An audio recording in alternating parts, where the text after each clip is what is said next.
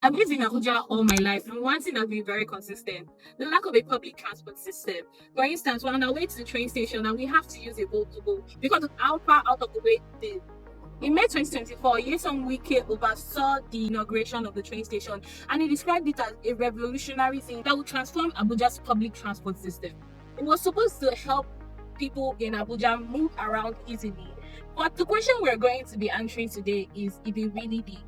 The Abuja Light Rail runs 3 times a day weekly, and it doesn't run on weekends at all.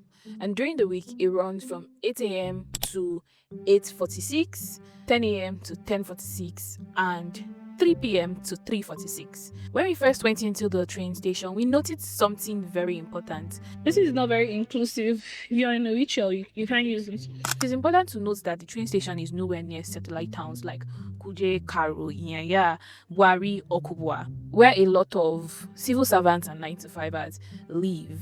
There are 12 train stations on the Abuja Light Rail, with stops at the airports, Basanwaji, Idu, Wupa, Kukwaba 1, Kukwaba 2, and the stadium, and then the actual train station that we boarded from, the central area metro station. Building phase 1 of the Abuja Light Rail cost over $800 million and nearly 2 decades to pull off.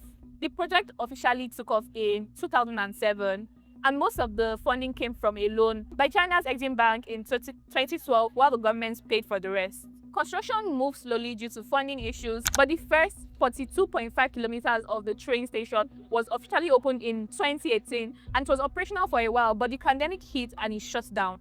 After it shut down, the train station suffered a lot of damage and it took the government many more millions to take off again. Essentially, millions of dollars have gone into this project that is supposed to benefit the people. So using the train on a normal work day is helpful, Gaskia, because it's currently free and then I get to save a bit on transportation.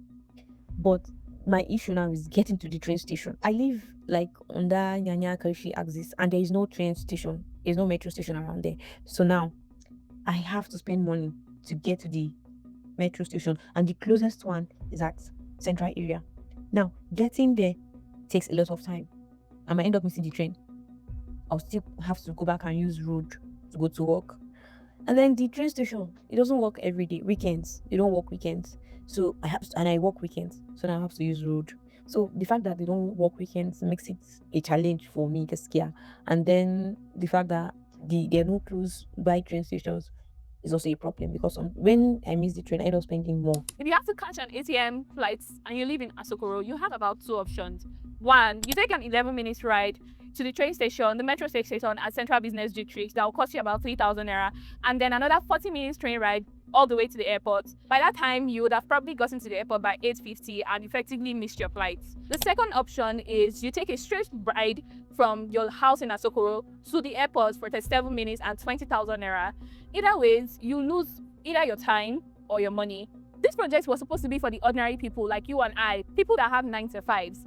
But the train station has 6 stops. They were around residential areas, out of the way, and very difficult to get to. While there are people at the stops that were waiting to get on board, the average civil servant would be trying to go to office by 9 a.m. And if they were to make the 8 a.m. train, it will take an incredibly great amount of stress to come out of your way to either the airport train station, the Kokwaba train station, or the metro station in Central Business District.